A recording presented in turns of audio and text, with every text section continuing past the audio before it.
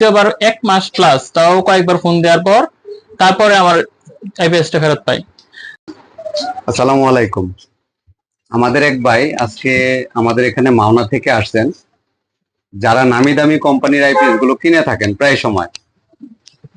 একটা আইপিএস কেনার পরে কতটুকু ভুক্তভোগী হয় বা কতটুকু ভুক্তভোগী হওয়ার পরে মানুষ কিন্তু আমাদের মতো যারা সাধারণ ভাবে কাজ করে তাদের কাছে আসে। দেখেন, আমাদের অনেকজনে বলে থাকে যে আমাদের দেশীয় আইপিএস গুলো ভালো না, বা অনেক সময় অনেক বদনাম করে থাকে, কিন্তু তারাই কিন্তু যখন এই বাইরের দেশের প্রোডাক্ট গুলো বিক্রি করে, আমি নাম প্রকাশ করব না, তো তারা কিন্তু তাদের এই মালগুলো যখন সার্ভিস ওয়ারেন্টির বাইরে চলে যায় তখন কিন্তু তাদের অবস্থানটা কোথায় এসে চলে দাঁড়ায়। দেখেন, আমাদের কাছে কেন বারবার আসতে হয়, আমরা কেন দেশের বাইরেরটা আমরা সার্ভিস করব, এই বিষয়গুলো কিন্তু আমাদের মাধ্যমে কাজ করে।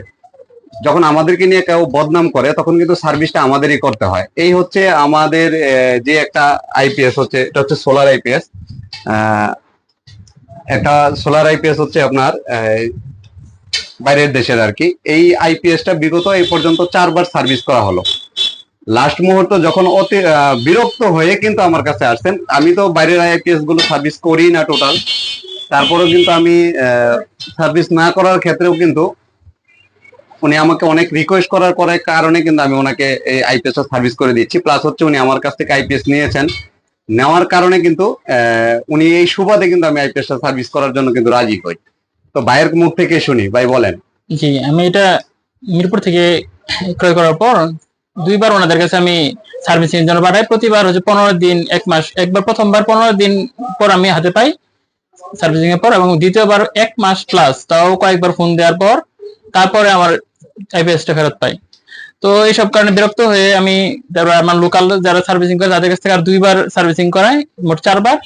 তারপরে যখন যে আইপিএস এখান থেকে আমি আরেকটা আইপিএস নেই, সোলার আইপিএস নেওয়ার পর তখন বাইকে আমি রিকোয়েস্ট করি, আমার একটা আইপিএস আছে তো ওইটা সমস্যা আছে, ওইটাকে কাইন্ডলি একটু আপনি আমার একটু দেখে দিতে পারেন ভাই। তখন রাজি হচ্ছিলেন না। তারপর অনেক আবার রিকোয়েস্ট করার পর উনি রাজি হলেন, যাচ্ছে নিয়ে আসেন, যেহেতু আপনার একটা অনেক টাকা দিয়ে কেনা একটা আইপিএস আমি ঠিক করে দিই। তো আসলে আমরা যারা হচ্ছে ইন্ডিয়ান আইপিএস গুলো অনেক করে আশা করি কিনি যে অনেক ডিউরেবল হবে এবং অনেক ভালো সার্ভিস দিবে, সমস্যা হবে না, লং রানারে চালাতে পারবো।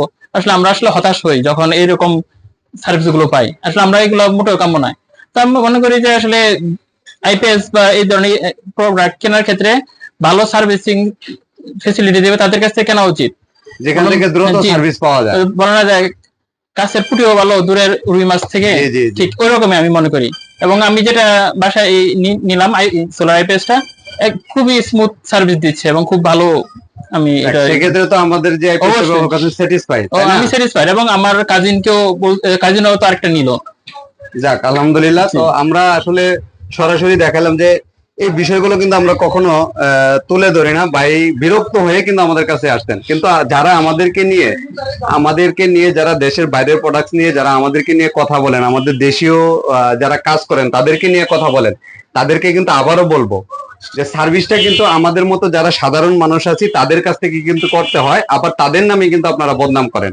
আর যারা বড় বড় প্রতিষ্ঠান, উনি যেহেতু মিরপুর থেকে কিনছেন, আমি কোনো প্রতিষ্ঠানের নাম উল্লেখ করব না, যেহেতু একটা সার্ভিসিং এর জন্য একটা আইপিএস যদি 1 মাস 15 দিন 1.5 মাস যদি কোনো সার্ভিসের জন্য একদম সামার গরমের মধ্যে যখন লোডশেডিং চরমে থাকে, ঠিক তখন এইরকম প্রবলেমটা এরকম 1 মাস এর উপরে আমাকে ফেলে রাখতে হয়েছে। মানে 1 মাসের উপরে যদি একটা আইপিএস মানুষ কিনে, ইনস্ট্যান্ট সার্ভিস, মানে আইপিএস মানে হচ্ছে ইনস্ট্যান্ট পাওয়ার। তারপর ওনাদের কাস্টমার কেয়ারে ফোন দিলে বলে যে দাঁড়ান দেখি আপনাকে জানাবো, ওনারা আমার আইপিএস রেসপন্সই করে না, চাপ এটা সেটা বলে।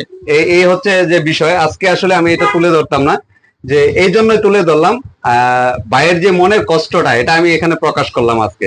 আমরাও কিন্তু এই দেখেন, এখানে আমাদের যেমন বাইরের দেশের ট্রান্সফরমার সার্কিট কিন্তু আমাদের কেন ব্যবহার হচ্ছে, এরকম কিন্তু অসংখ্য, এই যে এখানে অসংখ্য মেশিন আমাদের এখানে আছে, আমি আপনাদেরকে দেখাই, যেগুলো হচ্ছে বাইরের দেশের ট্রান্সফরমার। কভারগুলো খোলো তো, কভারগুলো খোলো। আমি একটা একটা করে আমি আপনাদের কাছে দেখাই যে আসলে আমরা কখনো প্রকাশ করতে চাই না, কিন্তু আমরা কিছু গ্রুপে আছে, এই গ্রুপে যখন আমরা দেখি যে আমাদের কে নিয়ে অনেক ধরনের অনেক মন্তব্য করা হয়, অনেক ধরনের পোস্ট করা হয়, কিছু আমাদের দেশে অসাধু ব্যবসায়ী আছে, তাদের জন্য কিন্তু আজকের এই সাবধানতার জায়গাটা কিন্তু আমি তুলে ধরতেছি। এই দেখেন, এই একটা এটা হলো একটা একটা করে আমি সবকটা দেখাই আপনাদেরকে। দেখেন কতগুলো বাইরের দেশে ট্রান্সফরমার আমরা চেঞ্জ করতেছি। এটা আমাদের না, আচ্ছা এটা নামাও। একটা একটা করে আপনাদেরকে একটা সব দেখাচ্ছি আজকে, যে আসলে আপনার বাইরের দেশের যে এত সুন্দর গেট আপ দেখে, চেহারা দেখে যখন কিনবেন কতটুকু ভুক্তভোগী হওয়া যায়। এই যে দেখেন, এগুলো সব কিন্তু বাইরের দেশে ট্রান্সফরমার। আমি আর এগুলো ক্লিয়ার ভাবে বলতেছি, এটা নিচে নামাও। এই সিরিয়ালে যা আছে, এই সিরিয়ালে যা আছে, এখান থেকে এই সিরিয়ালে যা আছে সব হচ্ছে বাইরের দেশে ট্রান্সফরমার।